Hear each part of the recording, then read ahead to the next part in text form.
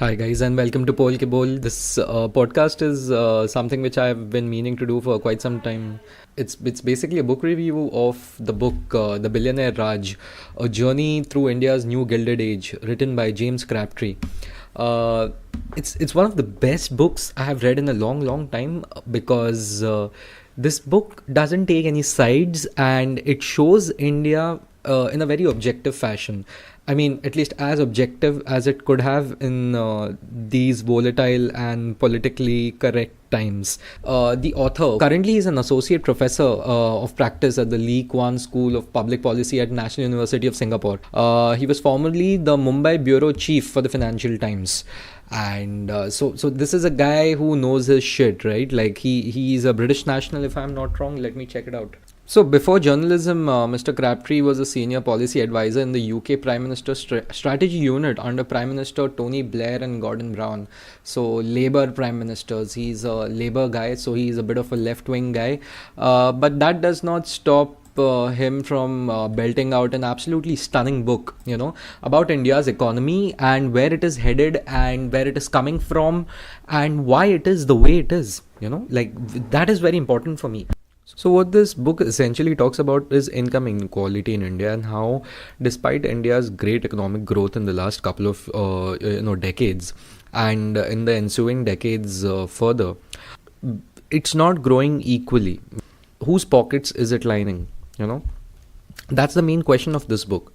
And what it is trying to tell you is that it is going to these oligarchs, these Bollywood oligarchs is what he calls them, these oligarchs.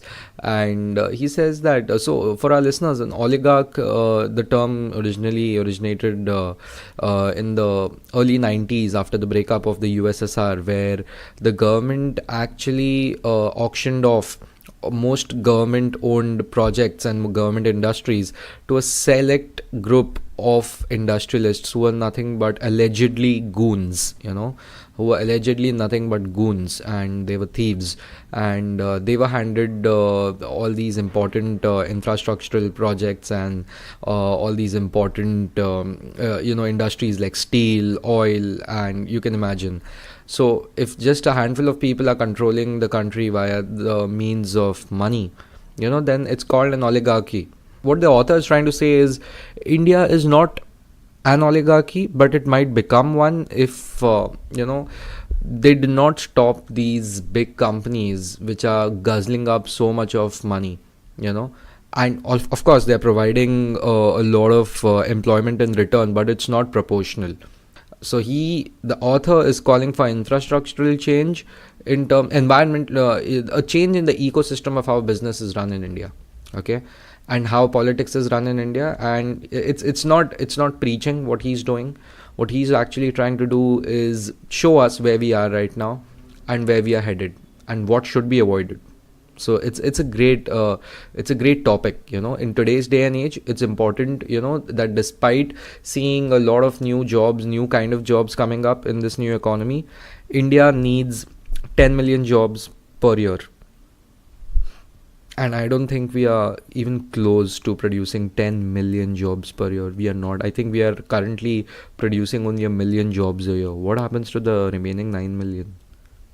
Because so I'll give you an example of how the book is structured, right? The book has like around 20 chapters, you could say, and out of them each chapter is dedicated to almost say one billionaire in India, one famous billionaire in India, or one famous personality in India who's driving our economy, who's driving our culture, who's driving our politics, because all these three streams come together and create the great Indian economy, which is touted to take over the world in the 21st century. So I'll tell you the book starts with one of the chapters on basically the richest man in India, which is Mr. Mukesh Ambani.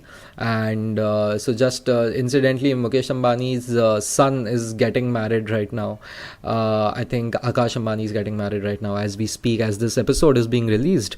Then the next chapter is on Mr. Vijay Mallya, and basically he calls there is one chapter on Adani, there is one chapter on the entrepreneurs of South India, one chapter which explains why money is required in politics in India, and how the season of scams which started around 2008, 9, 10, how they engulfed India, how they engulfed India's politics, and how they shaped our politics in the future. Because let's not forget that one of the main priorities of the Modi government, one of the main promises of the Modi government was that it will stop corruption, and it was only possible, that pitch was only possible because of the significance of the season of scams, which is basically the Commonwealth Games scams, the 2G scam, the Colgate scam, and this is just one of the many scams which we knew about, around 10 years ago. But I think the crux of it was around 2011-12 or so. Going forward, this book also speaks about the house of debt, which is nothing but how India's banks, both public as well as private sector banks, have messed up to such an extent that they have so many NPAs, which is basically non-performing assets, which is basically bad loans. Like, these banks have given out loans to these businesses who aren't able to repay them, and because they aren't able to repay them, they aren't getting more loans, those business houses. And when these business houses aren't getting more loans, they aren't able to continue with the projects, which means these projects are now stuck. If these projects are stuck, these businesses are bleeding. If these businesses are bleeding, they aren't able to sustain. If they aren't able to sustain, it simply means employees are going to lose their jobs, and the economy is going to suffer, and ultimately the government suffers, because they are like, dekho tumhare time pe kya ho gaya. You understood? Lots of banks currently have been hit by scams in India. If you follow the news, why are those scams there, and who are these tycoons who have scammed the hell out of our banks, and they have run away? How did it happen? Where did they get the balls to do all of this? If you want to know all of this, you need to read the book. It's a fantastic book which goes about saying that how even our leading bankers, they kind of knew this was going to happen, or this is happening, but they couldn't do it because they were powerless. And suddenly now the new government is there. They are trying to find out how to improve things, or how to at least ensure they aren't as bad as they were before. That particular chapter in my eyes was sensational, absolutely sensational. It showed where the rot actually was lying, and how almost everyone was responsible for it, which is why even bankers, who were considered, as I was saying, were considered sophisticated, intelligent, members of the society, they failed us. They failed themselves. They failed us too. Of course, no book about India and its story, India and its economy is possible without the mention of Prime Minister Narendra Modi. I think there are 3 chapters of Narendra Modi, and James Crabtree goes very deep into the myth of Narendra Modi and the man that is Narendra Modi, as best as he can, as best as he could, as best as anyone could have. Very unbiased, but yeah, of course, a little bit of bias is there, where he criticizes Modi, but doesn't really shed light onto the fact that why has Modi been able to captivate the country in such a manner. I mean, a huge reason in my eyes why Modi has been able to get away with so many mistakes. In fact, one of the chapters in James Crabtree's book is basically the tragedies of Modi, because I have always believed that Modi has good intentions, and but he isn't really great at executing his plans. He messes up a lot. I wish Mr. Crabtree would have gotten deeper into it, because if any other prime minister would have tried to pull a demonetization, that would have been political suicide. Other than that, I think he ends it on a positive note. He's interviewed a lot of these billionaires, a lot of politicians, a lot of bankers personally. He's actually done that. In fact, one of the interviews is with Mr. Vijay Mallya. It's right there where he is in London right now. I think it's a 2017 interview, if I'm not wrong. And it makes you understand things from a macro perspective. Why is India what it is, and where is it going, and what does it need to go? One anecdote from the book about this supposed conversation between one of the major party heads of the Chinese Communist Party and one of their civil servants. And what he said was this: if you fight corruption too little, we lose the country. If you fight corruption too much, we lose the party.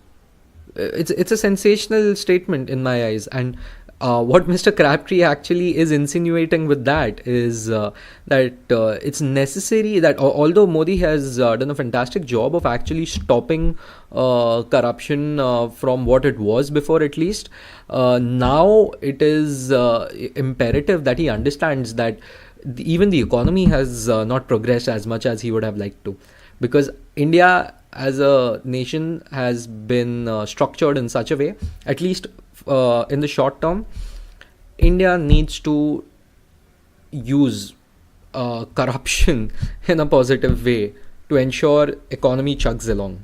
And later on, as things improve, maybe, hopefully, we will forget what corruption was like. At least in its current form, it won't exist. And not only will India be a progressive, developed nation, but also corruption free. But for now, it is a necessary evil that must be regulated and not completely stopped. Thank you so much. This was Pol Ke Bol's review of The Billionaire Raj, A Journey Through India's New Gilded Age by James Crabtree. I would give this book an 8.5 on 10. Absolutely brilliant. Please go for it. Thank you.